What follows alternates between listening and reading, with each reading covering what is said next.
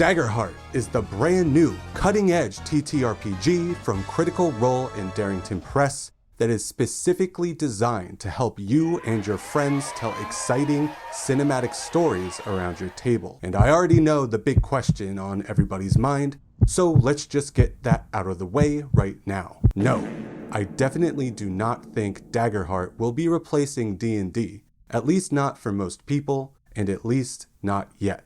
Let me explain.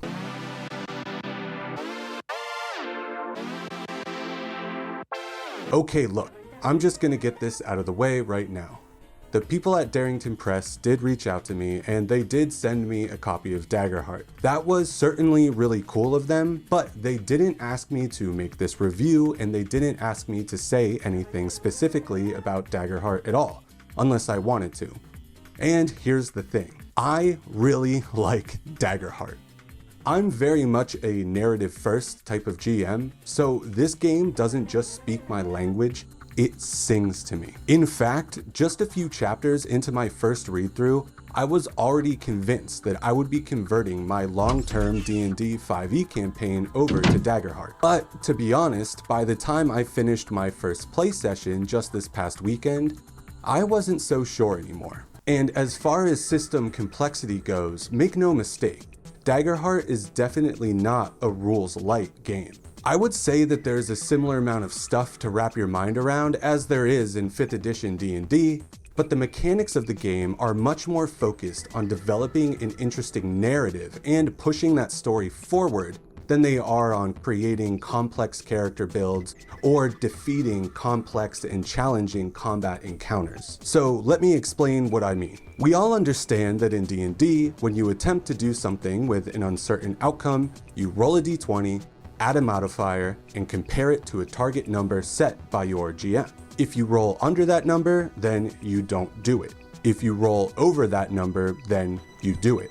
It's pretty simple. Anyone can wrap their minds around that. But this D20 roll high system that we've all become so accustomed to definitely puts a lot of pressure on the DM to keep things interesting and be able to interpret different levels of success and failure based on their own sort of intuition. We've all been there, right? You swing, you miss. You swing, you hit. You swing, you miss again.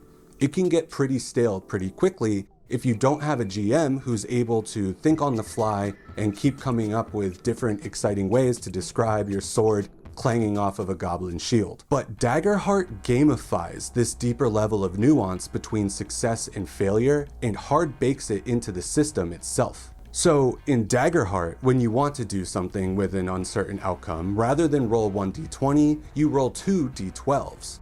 One represents a positive outcome, which the game calls hope, and the other one represents a negative outcome, which the game calls fear. You add the total of those 2 d12s, plus any modifiers that come from your skills or specific spells and abilities, and you try to beat the target number set by your GM. It's never just a simple pass or fail scenario like it is in D&D or Pathfinder. Depending on which of the 2 dice rolled a higher number, there are actually 4 different results that can happen, which the game encourages you and your GM to interpret and describe together. If the number you rolled on your hope die is the higher of the 2, and the total beats the target number, then you succeed with hope.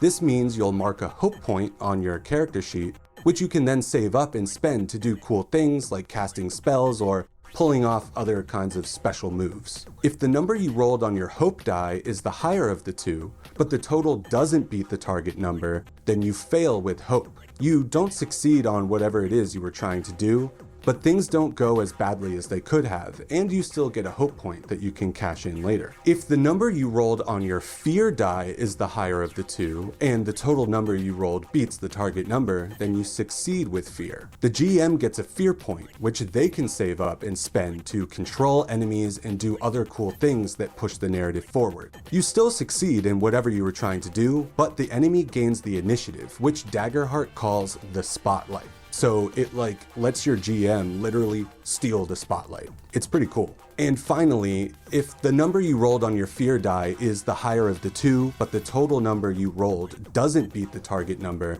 then you fail with fear.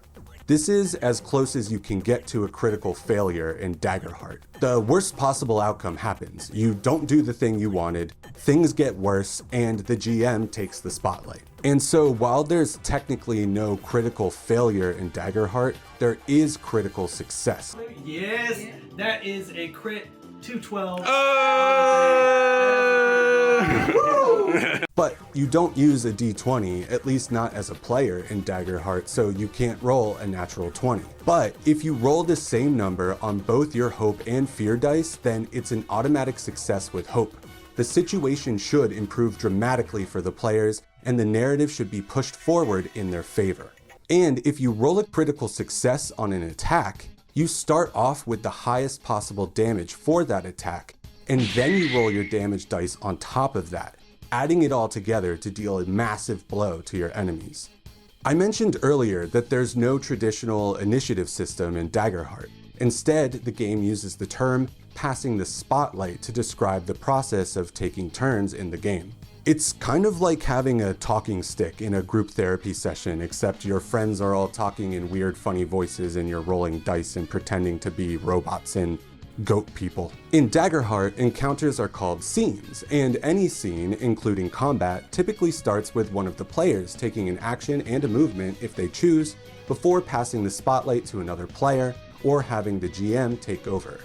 Players can decide who goes next in a way that feels right for the narrative or just works for certain spell synergies and stuff like that, or you could always just go clockwise around the table or something like that. Passing the spotlight is all tied to this hope and fear mechanic. If you roll with hope, then the spotlight will pass to another player.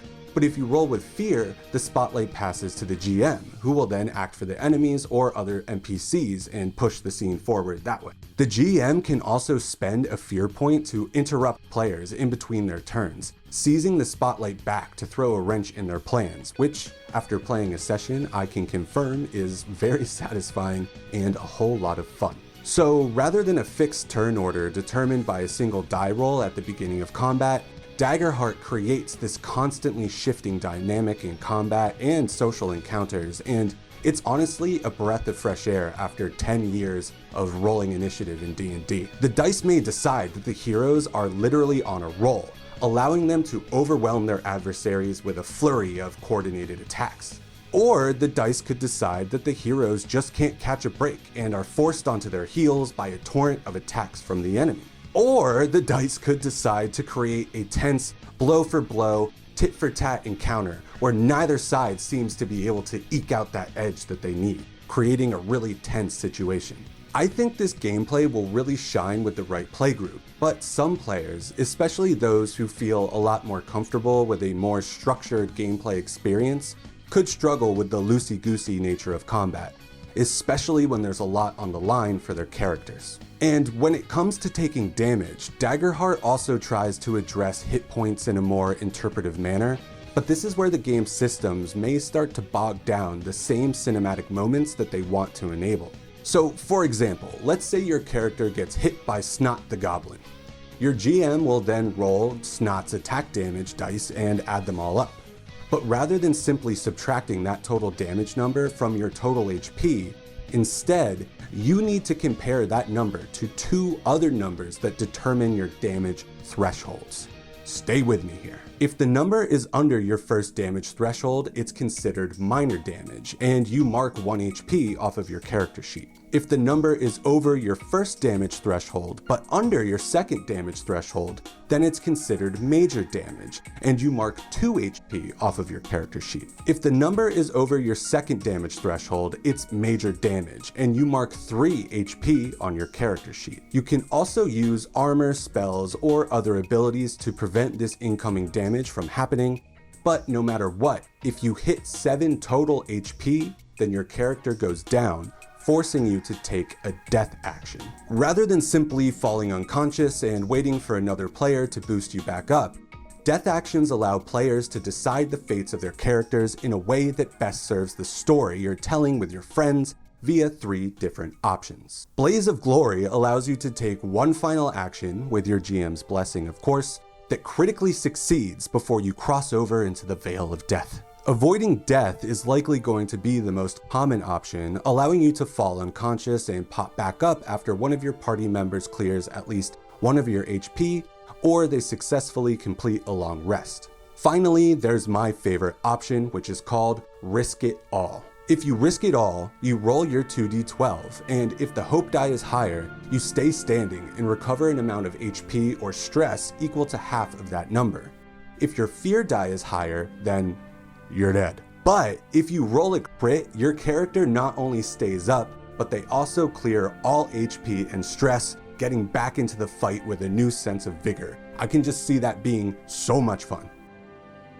And yeah, that's really Daggerheart in a nutshell. You roll your 2d12, you get a hope point, or you give your GM a fear point, and you bounce back and forth between all of your friends, essentially improvising a story, and using your hope and fear points as you go to make that story more dramatic and interesting. The game makes a point of saying that the only way to win at Daggerheart is to tell an awesome story, and that's honestly my favorite thing about it. Daggerheart really encourages you to make tough decisions that will improve the story over improving your character sheet or your character situation at all. Speaking of improving your character, because of the way that classes are designed, every class shares half of their ability pool with at least one other class. This is all handled through decks of cards, and I think that's a really neat concept, to be honest. I mean, I love trading card games and it scratches that ADHD, shiny cardboard itch for sure, but I can already see things feeling very samey over a short period of time. And while the stories that you tell with Daggerheart may feel epic, they definitely won't be epic in scale, because the fun stops at level 10, at least right now with the core rulebook. That's not necessarily a bad thing, especially if you don't have a lot of time to game, but I can't shake the feeling that content was held back for future releases, leaving what we currently have feeling a little bit more bare bones compared to other options available on the market.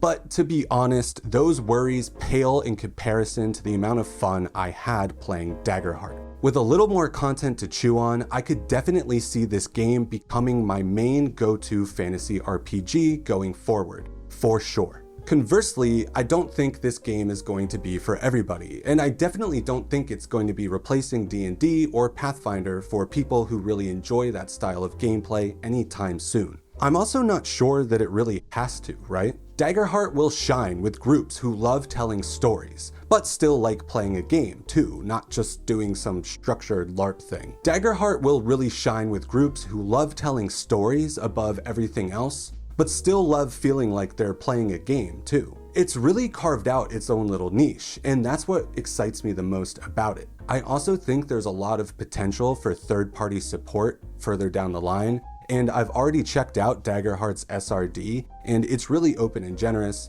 It's basically the equivalent of D&D 5e's SRD, and I've already got a lot of ideas percolating in my mind about how I could homebrew my custom classes and world into Daggerheart. So yeah, we've only just scratched a very exciting surface here. So let me know in the comments down below if there's anything else about Daggerheart that you'd like to hear me talk about. I'm thinking class breakdowns, campaign frame deep dives, and stuff like that.